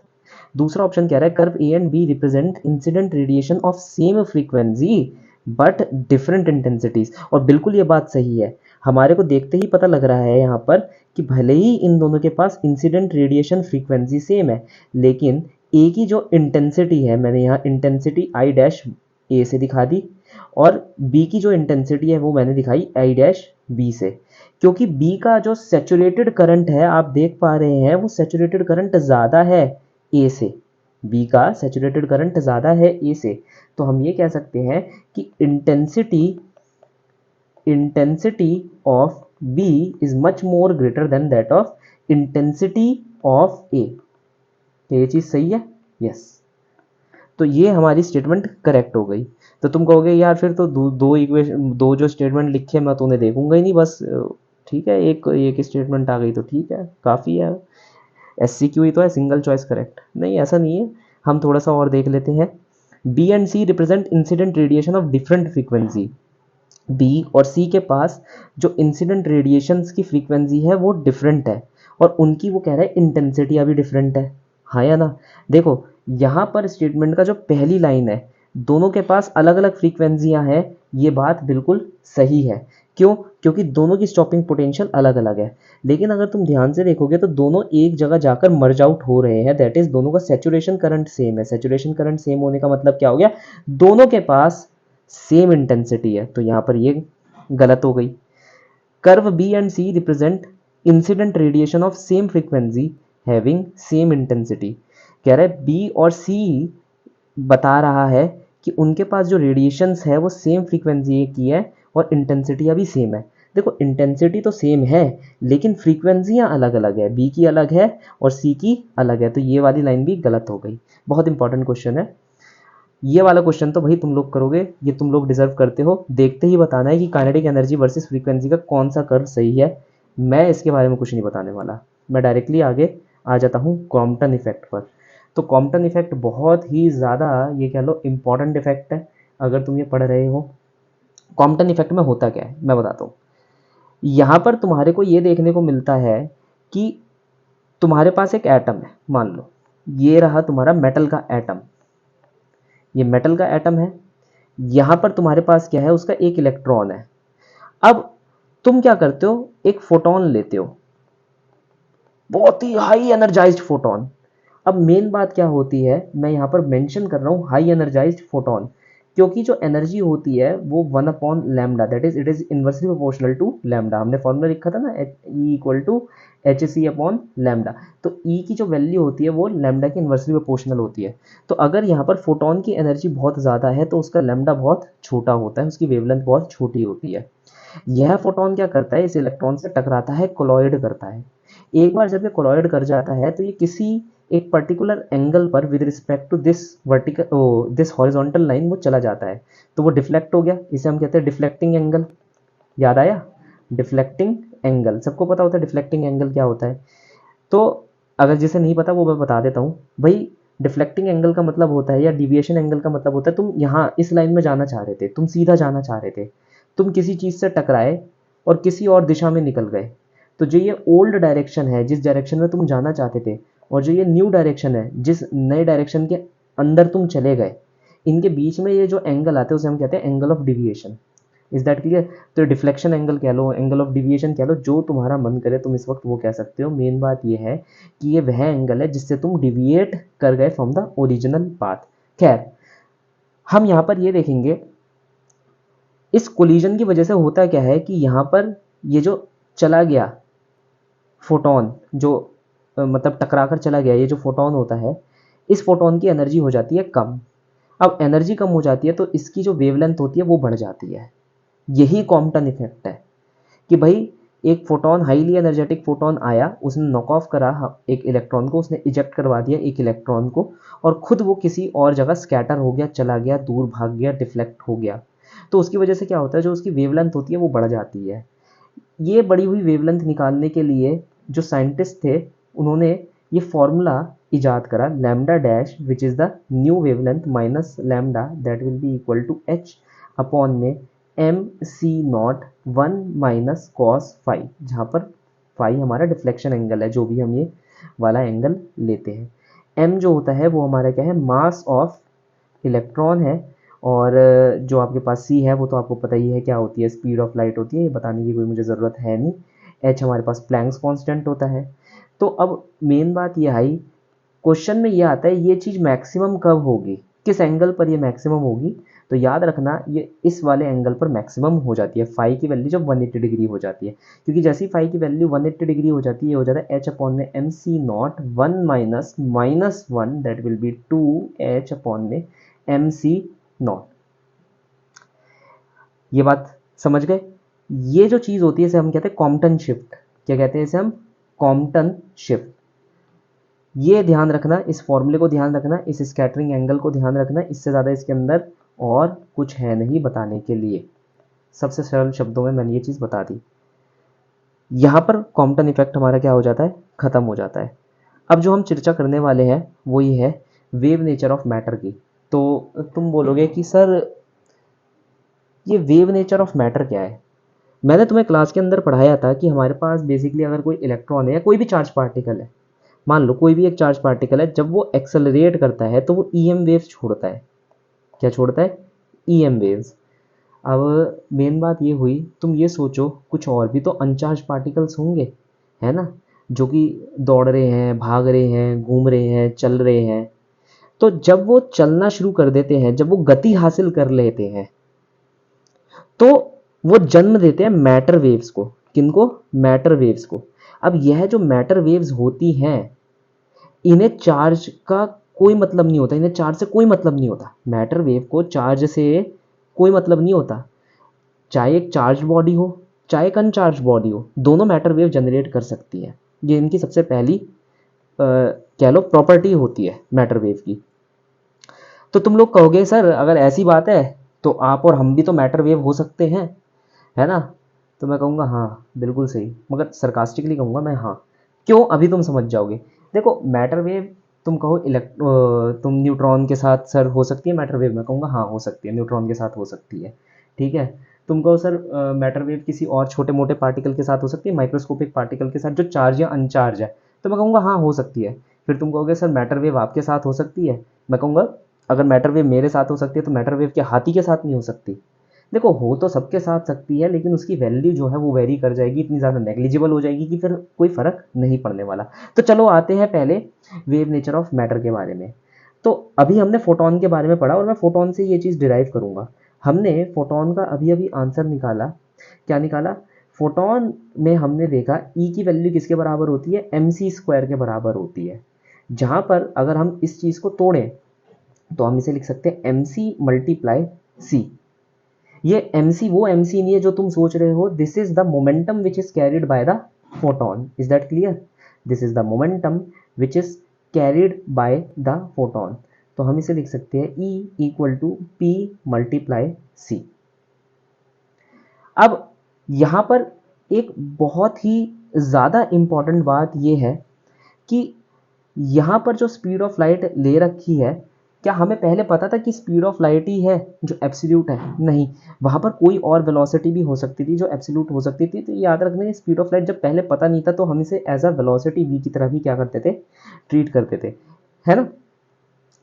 तो जब मैं वर्क पावर एनर्जी पढ़ा रहा था तो मैंने तुम्हारे को बताया ही होगा कि जब तुम लोग लिखते हो ना kinetic energy half m v square, बड़े प्यार से तुम लिख देते हो, उसमें प्रूफ भी कर देते हो, तो ये जो हाफ आ रहा है तुम्हारा, ये क्यों आ रहा है? क्योंकि अगर तुम दोनों फॉर्मूलों को देखो तो मुझे लगता है दोनों फॉर्मूले बिल्कुल सही हैं, बिल्कुल अपनी जगह सेम है। अगर मैं सी को सिर्फ स्पीड लूँ, वी की तरह सी को मैं सिर्फ स्पीड लूँ, तो यहाँ पर जो मेरा नॉर्मल काइनेटिक एनर्जी होती है उसमें सिर्फ एक हाफ का फ़र्क पड़ रहा है। भाई ये हाफ है और ये फुल है। Is that clear? तो ये छोटी छोटी चीज़ें हैं जो हमारे को ध्यान में रखनी है। तो ई की वैल्यू आई हमारे पास P into C for photon. मैं इक्वल टू करूँगा किससे? एच सी अपॉन लैम्डा से। ये इसका दूसरा फॉर्मूला होता है। अगर हम इन दोनों को सॉल्व करेंगे तो पी की वैल्यू क्या आ जाएगी हमारे पास? एच अपॉन में लैम्डा, लैम्डा की वैल्यू आ जाएगी हमारे पास एच अपॉन में पी। क्या ये बात क्लियर है? तो अब ये जो फॉर्मूला तुम्हारे पास बनकर आया, क्या तुम इसे जनरलाइज कर सकते हो? तो मैं कहूँगा हाँ जनरलाइज कर सकते हैं हम इसे। भाई जैसे मान लो अभी तुम सोच रहे होंगे कि ये फोटोन के लिए है, मैं कहूँगा नहीं भाई, तुम किसी और के लिए ले लो, इलेक्ट्रॉन के ले लो या किसी और पार्टिकल के लिए ले लो, तो तुम्हें बस वहाँ पी की वैल्यू बदल देनी है। वहाँ क्या रख देना है? Mass into velocity. Is that clear? तो ये जो फॉर्मूला मैंने यहाँ पर लिखा है ये किसी जनरल चीज़ के लिए चलेगी, इलेक्ट्रॉन, प्रोटॉन, न्यूट्रॉन, ठीक है, किसी के लिए भी ये फॉर्मूला लिखा जा सकता है। तो यहाँ पर ये तुम देख पा रहे हो, इसी को हमने कहा मैटर वेव। क्या कहा? Matter wave. Is that clear?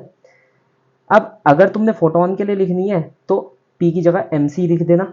अगर तुमने किसी और व्यक्ति के लिए लिखनी है, किसी और पार्टिकल के लिए लिखना है, तो एम वी कर देना। Is that clear? That's it. अब यहाँ पर एक चीज़ तुम्हें दिख रही है, ये मास पर डिपेंड कर रहा है ना? मास पर डिपेंड कर रहा है। अब यही बात आ जाती है, तुम्हारा जो सवाल है मैंने यहाँ लिख कर रख लिया कि मैक्रोस्कोपिक ऑब्जेक्ट में ये ज़्यादा कुछ शो नहीं होता, लेकिन छोटे छोटे चीज़ों में शो होने लग जाता है। मेरे भाई एक बात बता, जो न्यूट्रॉन का मास होता है वो कितना छोटा होता है, जो इलेक्ट्रॉन का मास होता है वो कितना छोटा होता है? मान ले हमारे पास इलेक्ट्रॉन है तो उसका मास कितना है? 9.1 10 टू द पावर माइनस 31। हमारे पास जो प्रोटॉन है उसका मास कितना है? 1.6 10 टू द पावर माइनस कितना होता है? 28 केजी। अबे कितने छोटे मासेस है ये। तुम्हारा मास कितना होगा? ज़्यादा से ज़्यादा मान लो 55 किलो। हाथी का मास कितना होगा? होगा 400-500 किलो का हाथी होगा, है ना? यार ये भी तो देखो, कंपेयर करो ना, इनका वेट कितना ज़्यादा है। तो इसलिए ये मैटर वेव, ये नहीं हो रहा कि ये मैटर वेव शो नहीं करते, या मैटर वेव कैरेक्टर लाइक ये शो नहीं करते, शो करते हैं, मगर वो इतना ज़्यादा नेग्लिजिबल होता है कि उसे नेग्लेक्ट करा जा सकता है, क्योंकि मास के इन्वर्सली प्रोपोर्शनल है ना। क्या ये बात समझ आई? तो इस चीज़ को थोड़ा सा तुम ध्यान रखना। अब हम आ जाते हैं मेन फार्मूलों पर कि भाई फार्मूले बता दो सर सबके। अगर मान लो तुम्हारे पास कोई इलेक्ट्रॉन है तो उसका फार्मूला डायरेक्टली मैं यहाँ पर लिख देता हूँ। द फार्मूला इज 12.24 अपॉन में अंडर रूट ऑफ वी, और ये जो आंसर आएगा ये आपका आएगा एंगस्ट्रॉम के अंदर। Is that clear? ये हमेशा याद रखना। ऐसे ही तुम्हारे पास प्रोटॉन का भी होता है। अब तुम कहोगे सर ये आप निकाल कैसे रहे हो? ये देखो, वैसे तो बेसिकली मैंने ये डिराइव कर करके निकाले हैं, है ना, लेकिन मैं यहाँ पर यही कहूँगा तुम्हारे पास इतना टाइम नहीं है कि तुम डिराइव कर सो, लेकिन फिर भी अगर तुम डिराइव करना चाहते हो तो डिराइव कर सकते हो। याद रखना ये वोल्टेज है। कैसे डिराइव करोगे मैं बता देता हूँ। हमने लिखा lambda equal to H upon में पी। अब काइनेटिक एनर्जी कितनी होती है हमारे पास? पी स्क्वायर अपॉन में 2m। तो पी की वैल्यू हमारे पास कितनी आ गई? 2m into kinetic energy under root. Is that clear? उसे हमें यहाँ पर फिट कर देना था अपने फॉर्मूले के अंदर। ये वाला जो फॉर्मूला था, तो लैम्डा क्या हो जाएगा? एच अपॉन में under root of 2m kinetic energy. क्या यहाँ पर बात ये क्लियर हो गई? और फिर मैंने क्या बताया था तुम्हारे को, जो हमारे पास काइनेटिक एनर्जी होती है उसे हम ऐसे लिख सकते हैं, E into v, where E is the electronic charge and V is the voltage. V की वैल्यू क्या होती है? वोल्टेज होती है। तो ये आंसर क्या आ जाएगा? H अपॉन में under root of 2 mass of electron, electronic charge multiply 1 upon root V। ठीक है, तो मैं यहाँ पर ये रूट वी लिखकर छोड़ देता हूँ। ठीक है, जब आप इसे इवेल्युएट करोगे तो आपके पास आंसर आ जाएगा 12.24, या फिर कह लो 12.27, ज़्यादा मतलब अगर तुम एक्यूरेट होना चाहते हो बिल्कुल ही। ठीक है, तो आंसर होता है 12.27 अपॉन में under root of v volt in angstrom. क्या ये बात क्लियर है? इसे नोट डाउन कर लो please. So I hope so आप लोगों ने ये सब नोट डाउन कर लिया होगा। तो ध्यान रखिएगा बस, ये जो टोटल चीज़ है जब मैं इसे इवेल्युएट करूँगा तो ये आंसर हमारा 12. 0.27 बन जाता है। ये फैक्टर बहुत इंपॉर्टेंट है क्योंकि आप लोगों को at the end of the day यही सारे फैक्टर याद रखने हैं और यूनिट याद रखनी है कि आपका यूनिट एंगस्ट्रॉम में निकल रहा है। अब मान लो तुम प्रोटॉन का लेना चाहते हो, भाई प्रोटॉन का लिखना है 0.286 अपॉन में under root of v angstrom. V क्या है? वोल्टेज। क्लियर? ड्यूट्रॉन का लिखना चाहते हो तो इसका लिखना लैम्डा ऑफ ड्यूट्रॉन 0.202 अपॉन में under root of v angstrom. Alpha particle लिखना चाहते हो 0.101 angstrom under root of v. देखो एक चीज यहां पर बड़ी क्लियर है, प्रोटॉन 286 याद रखना आसान है, ड्यूट्रॉन 202 हो गया, इसका आधा कर दो अल्फा पार्टिकल आ जाएगा। ऐसे करके चीजें याद रखी जा सकती है। अब जैसे मान लो तुम न्यूट्रॉन का लिखना चाहते हो, neutron is similar to that of the proton, तो इसका फॉर्मूला बिल्कुल प्रोटॉन वाला हो जाएगा। ठीक है, तो न्यूट्रॉन फॉर्मूला ऊपर बिल्कुल सेम रहेगा 286 अपॉन में, अब यहाँ वोल्टेज नहीं आएगी, यहां पर क्या आ जाएगी? एनर्जी आ जाएगी। तो यहां लिखना क्या है आपको? एनर्जी। ठीक है, मैं यहां लिख देता हूं एनर्जी ई, लेकिन इस एनर्जी की यूनिट्स क्या होंगी? इन इलेक्ट्रॉन वोल्ट। ये इलेक्ट्रॉन वोल्ट में होनी चाहिए। क्या ये बात क्लियर है? तो ये जो आंसर निकल कर आएगा ये किस में आएगा? एंगस्ट्रॉम के अंदर निकल कर आएगा। अब तुमने कहा कि सर मुझे तो गैस मॉलिक्यूल का भी लिखना है ना? लालच बड़ी बुरी चीज है। तुमने कहा कि अब जब सबका लिखवा ही रहे हो सर तो मुझे गैस मॉलिक्यूल का भी लिखवा दो।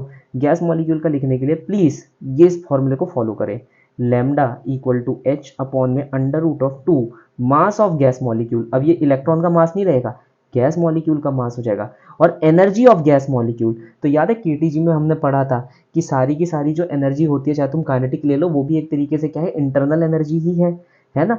एक गैस मॉलिक्यूल के पास कितनी डिग्री ऑफ फ्रीडम? तुम कहोगे 3 डिग्री ऑफ फ्रीडम। तो फार्मूला कितना हो गया था? 3/2 के बी टी। के बी क्या है? Boltzmann constant. के बी क्या है? Boltzmann constant. तो 2 से 2 कैंसिल हो जाएगा। तो फार्मूला कितना बन गया हमारे पास? लैम्डा एच अपॉन में 3 mass of the gas molecule के बी इंटू टी। टी क्या है? टेम्परेचर। किस में चाहिए? केल्विन में चाहिए, डिग्री सेल्सियस में मत लिखना। इतना याद कर लेना, इससे ज़्यादा नहीं आने वाला। अब आ जाती है बात हमारी ये क्वेश्चंस की।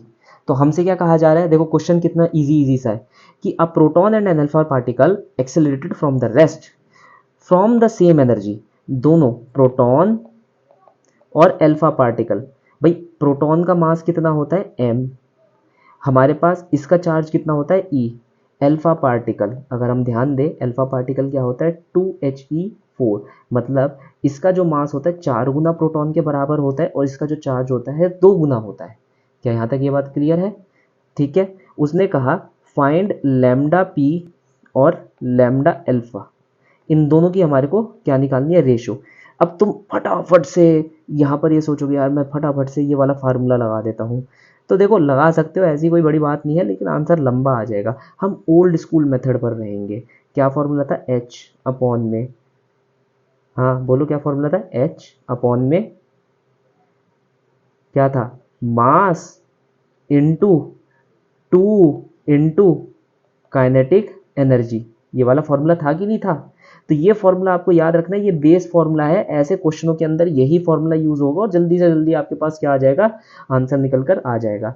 तो 2m काइनेटिक एनर्जी। अब इस फॉर्मूले में खासियत क्या है? क्यों मैं ये फॉर्मूला यूज कर रहा हूँ? ये फार्मूला इसलिए यूज कर रहा हूँ, यहाँ पर ये जो एनर्जी दे रखी है ना, काइनेटिक एनर्जी जिसके बारे में हम बात कर रहे हैं, ये दोनों की सेम है, बस अलग क्या हो जाएगा? दोनों के लिए अलग हो जाएगा ये मास की वैल्यू। क्लियर? तो अगर आप लिखेंगे प्रोटॉन अपॉन में अल्फा पार्टिकल, तो आप लिखेंगे h अपॉन में 2 times of mass of proton into kinetic energy upon में h under root of 2 mass of alpha particle into kinetic energy. मजेदार बात क्या है? h दोनों का सेम है, 2 दोनों के लिए सेम है, काइनेटिक एनर्जी दोनों के लिए सेम है। तो यहाँ पर बस ये अल्फा पार्टिकल का मास ऊपर आ जाएगा, प्रोटॉन का मास हमारा नीचे आ जाएगा। क्या चीज़ क्लियर है? अब अल्फा पार्टिकल का मास क्या होता है? 4 गुना मास ऑफ प्रोटॉन। प्रोटॉन का मास क्या होता है? Mass of proton under root, mass of proton से मास ऑफ प्रोटॉन क्या हो जाएगा? कट जाएगा। 4 अंडर रूट क्या होता है? 2। तो इन दोनों की रेशो क्या आ गई हमारे पास? 2:1, जिसमें ऑप्शन नंबर 1 आता है। तो ऐसे करके हम आंसर निकाल सकते हैं, बहुत ही ईजी रहता है। देखो D Broglie wavelength of a neutron in thermal equilibrium with heavy water having a temperature capital T and mass m। अभी अभी तो इसका हमने फार्मूला करा था, है ना, तो उसी फार्मूले को हम यहाँ पर लगा सकते हैं। मैं चाहूँगा रीडर्स को कि जो भी ये देख रहा है फटाफट से ये वाला आंसर निकाल कर दे दे। ये बात क्लियर है। अब हम आ जाते हैं इस वाले क्वेश्चन पर। ये वाला जो क्वेश्चन है थोड़ा सा लंबा है, it is very much important question. हम इसे करना स्टार्ट करते हैं। क्वेश्चन हमसे यह कह रहा है, there is an electron of mass m with velocity v naught enters an electric field of particular region something like this. If lambda naught is its de Broglie wavelength initially, then its de Broglie wavelength at time t is। देखो यहां पर case है accelerated charge particle का।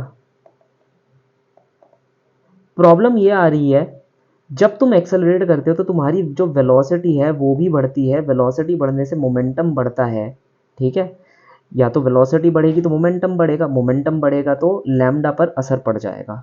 तो ये बस हमसे यही पूछ रहे हैं कि जो डी ब्रोगली वेवलेंथ होगी at a certain time t कितनी होगी। तो फार्मूला हमें वही लगाना है, lambda equal to H upon में पी। Is that clear. और एच अपॉन में पी, पी की वैल्यू हम क्या लिखेंगे, एम इंटू वी, क्योंकि इलेक्ट्रॉन है तो मास कितना हो जाएगा, m e, mass of electron. हमें बस वेलोसिटी ऑफ इलेक्ट्रॉन निकालनी है। पहले इसमें काइनेमैटिक्स लगाएंगे, क्योंकि काइनेमैटिक फार्मूला ही तो बना।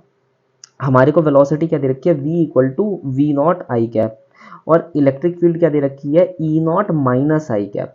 मतलब ये हमारा जो इलेक्ट्रॉन है ये आगे की तरफ जा रहा है, लेकिन जो हमारी इलेक्ट्रिक फील्ड लग रही है वो लग रही है पीछे की तरफ, पीछे की तरफ लग रही है। Is that clear. तो अब सबसे पहले हमें निकालनी होगी फोर्स ऑन इलेक्ट्रॉन। इलेक्ट्रॉन पे कितनी फोर्स है, तो F इक्वल टू क्या होती है, क्यू ई। तो Q which is the charge of the electron itself, that is E, and E is E not. और यह जो फोर्स होगी इसका डायरेक्शन बहुत ज़्यादा इंपॉर्टेंट होता है। मैं अभी भी फिर से आपको बता दूंगा, ध्यान रखना, जब भी कोई इलेक्ट्रिक फील्ड लगती है, अगर तुम्हारा चार्ज पार्टिकल नेगेटिव है तो वो opposite to the direction of field भागता है, ठीक है, क्योंकि यहाँ सारे पॉजिटिव होंगे और यहाँ पर सारे क्या होंगे, नेगेटिव।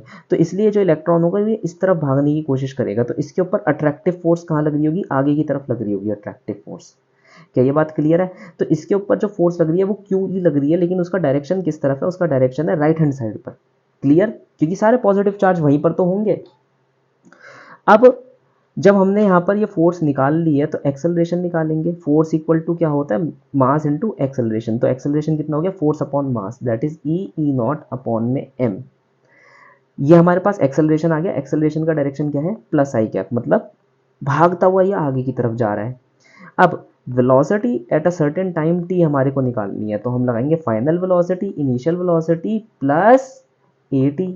याद आ गया, v equal to u plus a t. तो फाइनल वेलोसिटी की वैल्यू कितनी आ गई, इनिशियल वेलोसिटी हमारे पास कितनी है, v नॉट। एक्सेलरेशन कितना निकल कर आया, ई नॉट अपॉन में m। टाइम क्या दे रखा है हमारे को, t दे रखा है। तो ये आ गई हमारे पास फाइनल वेलोसिटी।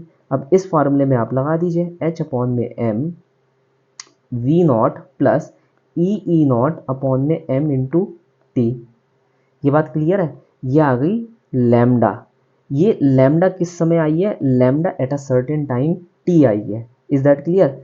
अब अगर हम आंसर्स के अंदर देखेंगे तो ये जो lambda at the certain time T है ये in the terms of lambda naught उसने लिख रखा है।